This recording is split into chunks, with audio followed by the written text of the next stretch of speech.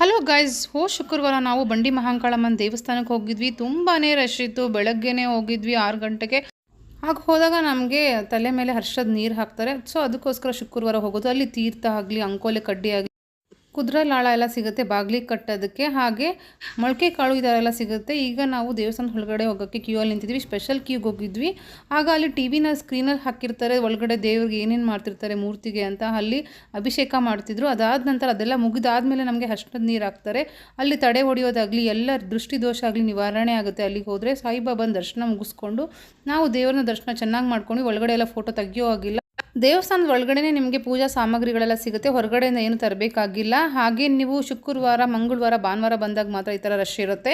ಆಗ ನೀವು ಮುಂಚೆನೇ ಬಂದು ಕ್ಯೂ ಅಲ್ಲಿ ನಿಂತ್ಕೊಂಡ್ರೆ ಬೇಗನೆ ಆಗುತ್ತೆ. 50 ರೂಪಾಯಿ ಟಿಕೆಟು ಇದೆ, 100 ರೂಪಾಯಿ ಟಿಕೆಟು ನಿಮಗೆ ಸಿಗುತ್ತೆ. 1 ಅವರಲ್ಲೆಲ್ಲ ನಿಮಗೆ ದರ್ಶನ ಚೆನ್ನಾಗಾಗುತ್ತೆ. ಕಾದರೂ ಪರವಾಗಿಲ್ಲ. ಹಾಗೆ ಎಷ್ಟೊಂದು ಫಿಲಮ್ ಎಲ್ಲ ಮುಹೂರ್ತಗಳೆಲ್ಲ ಇಲ್ಲೇ ನಡೆಯೋದು.